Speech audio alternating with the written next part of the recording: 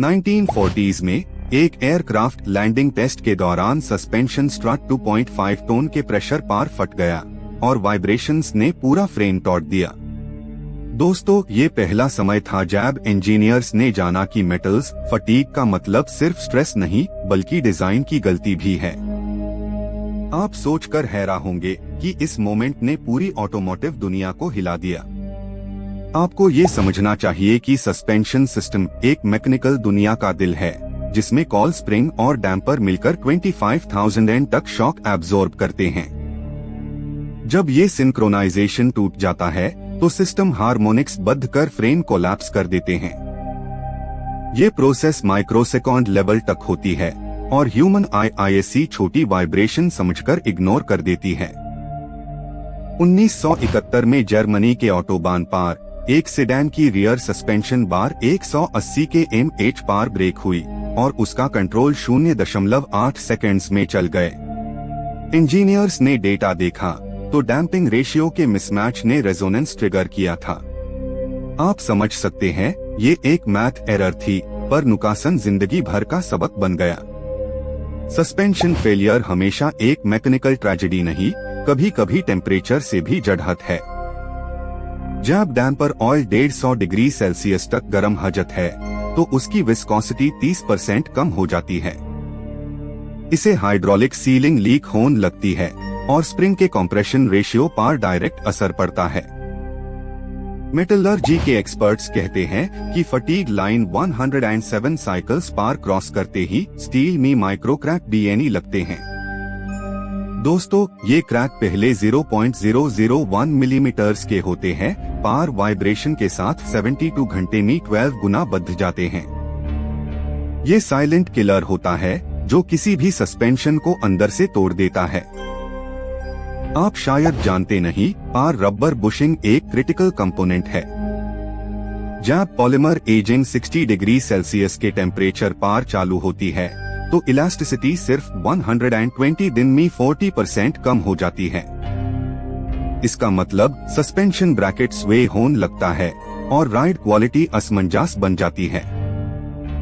1957 के Detroit plant में engineers ने देखा कि वेल्ड जॉइंट के पास कोरोजन लाइन फैल रही थी। मॉइस्चर और क्लोराइड आयोन्स ने 3 महीने में high 0.3 millimetre spitting corrosion generate किया। ये कोरोजन एक डैम्पर के बेस हाउसिंग को अंडरमाइन कर गया, जिसे हाइड्रोलिक प्रेशर मेंटेन नहीं हुआ। आप ये भी जाने कि कैब शॉक्स के अलाइनमेंट में सिर्फ 2 डिग्री का डिफरेंस राइड डायनामिक्स को बिगाड़ सकता है। जब लेटरल स्ट्रेस बार बार क्रॉस होता है तो ब्रैकेट बोल्ट्स शेयर होने लगते हैं।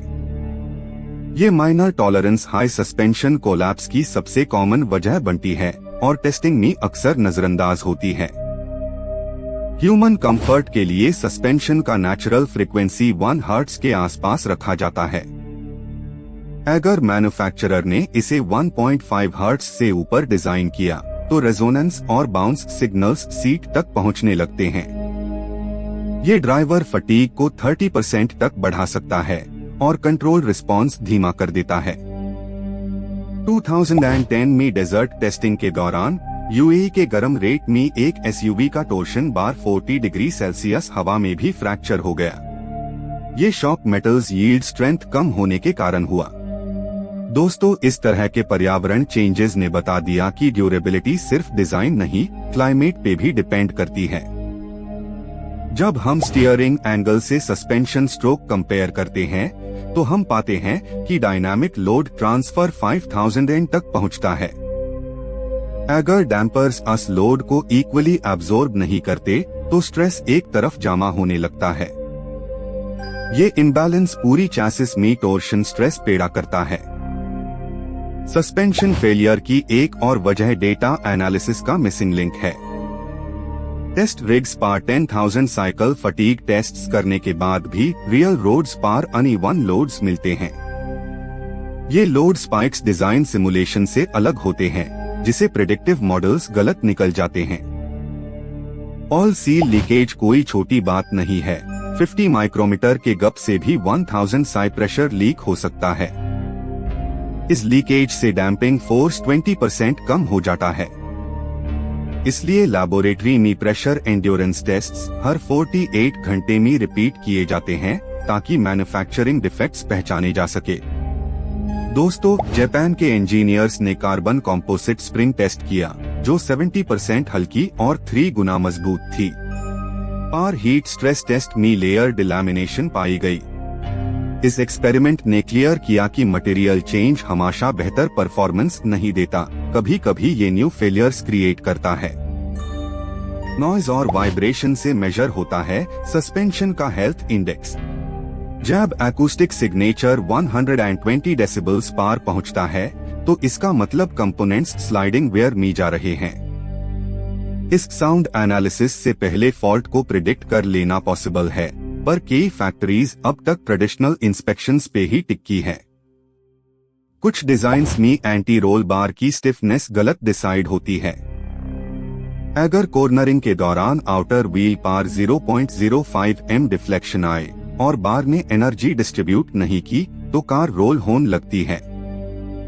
ये मैकेनिकल एसिमेट्री की वजह से सस्पेंशन फेल होता है। पार लॉग समझते हैं शॉक एब्जॉर्बर की गलती है। आप हैरान होंगे, सन्नेई के 1969 के अपोलो रोवर में भी सिमिलर सस्पेंशन इशू आया था। ल्यूनर डस्ट सीलेंट को ब्लॉक कर गया और हाइड्रोलिक लिंक जैम हो गया। इसे सिस्टम्स इंजीनियर ने मैन्युअली लोड बैलेंसिंग एडजस्ट किया, वरना मिशन रुक सकता था। बम्पी टेरेन पर जब स्प्रिंग फुल कंप्रेशन तक जाता है तो रिबाउंड स्ट्रोक में 800 mm की वेलोसिटी जनरेट होती है। अगर डैम्पर डिले 10 मिलीसेकंड्स भी लेट हुआ तो एनर्जी चैसिस पर लैग जाती है। ये micro delay high real world में क्रैक्स और डिफॉर्मेशन स्टार्ट करता है। ईवाई के और बिग रीजन सेंसर्स के मैल फंक्शन का है। Modern adaptive suspensions electronic signals पार चलते हैं, जिसमें 5V सप्लाई में ग्लिच होने पार एक्चुएटर फ्रीज हो जाता है। अगर एरर करेक्शन लॉजिक मिसिंग हो तो ये मैकेनिकल पार्ट भी इंस्टेंटली फेल दिखता है। आपका सवाल यही है, सस्पेंशन सिस्टम्स फेल क्यों होते हैं? जवाब सिंपल नहीं, पार स्ट्रक्चर्ड है। Design flaw, material fatigue, thermal stress और ह्यूमन निग्लेक्ट सब एक इनविजिबल थ्रेड में जड़ है। ये कहानी उन लोगों के इंजीनियर दिमाग का रिजल्ट है जो हर बाउंस के पीछे फिजिक्स समझने की कोशिश करते हैं। एंड में यही समझिए कि फेलियर सिर्फ नुकासन नहीं, सीखना भी है।